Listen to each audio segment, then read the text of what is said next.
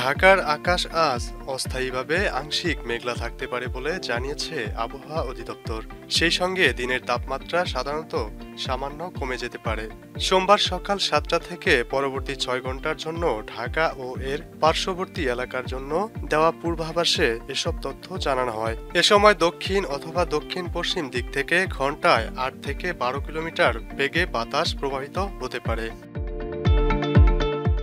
গত 24 ঘন্টায় রাজধানী ও পার্শ্ববর্তী অঞ্চলে কোনো বৃষ্টিপাত রেকর্ড করা হয়নি। পূর্বাভাসে বলা হয়, সোমবার সকাল 6টায় রাজধানীর তাপমাত্রা ছিল 23.2 ডিগ্রি সেলসিয়াস এবং বাতাসে আর্দ্রতার পরিমাণ 79% ছিল। গতকাল সর্বোচ্চ তাপমাত্রা ছিল 32.5 ডিগ্রি সেলসিয়াস এবং আজ সর্বনিম্ন তাপমাত্রা পাওয়া গেছে 23 ডিগ্রি সেলসিয়াস।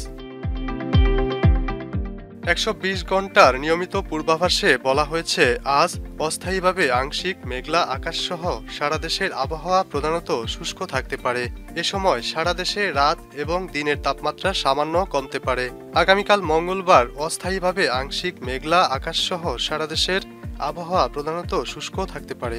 এ সময় সারা দেশে রাত এবং দিনের তাপমাত্রা 1 থেকে 2 ডিগ্রি সেলসিয়াস কমতে পারে। পূর্বাভাসে বলা হয়, বুধবার অস্থায়ীভাবে আংশিক মেঘলা আকাশসহ সারা দেশের আবহাওয়া প্রধানত শুষ্ক থাকতে পারে। এ সময় সারা দেশে রাত এবং দিনের তাপমাত্রা প্রায় অপরিবর্তিত থাকতে পারে। বৃহস্পতিবার অস্থায়ীভাবে আংশিক মেঘলা আকাশসহ সারা দেশের আবহাওয়া প্রধানত শুষ্ক থাকতে পারে। এ সময় সারা দেশে রাত এবং দিনের তাপমাত্রা সামান্য বাড়তে পারে। এছাড়াও পরবর্তী 5 দিন সারা দেশে রাত এবং দিনের তাপমাত্রা আরও বাড়তে পারে। আবহাওয়ার পূর্বাভাসে বলা হয়, উপমহাদেশীয় উচ্চ বলয়ের বর্ধিতাংশ পশ্চিমবঙ্গ এবং তৎসংলগ্ন এলাকায় অবস্থান করছে। লঘুচাপের বর্ধিতাংশ উত্তর বঙ্গোপসাগর পর্যন্ত বিস্তৃত রয়েছে। গত 24 ঘন্টায় দেশের সর্বোচ্চ তাপমাত্রা ছিল সিলেট ও সন্দ্বীপে 32.6 ডিগ্রি সেলসিয়াস। এ সময় দেশের সর্বনিম্ন তাপমাত্রা ছিল রাজশাহীতে 16.5 ডিগ্রি সেলসিয়াস। গত 24 ঘন্টায় দেশের কোথাও কোনো বৃষ্টিপাত রেকর্ড করা হয়নি।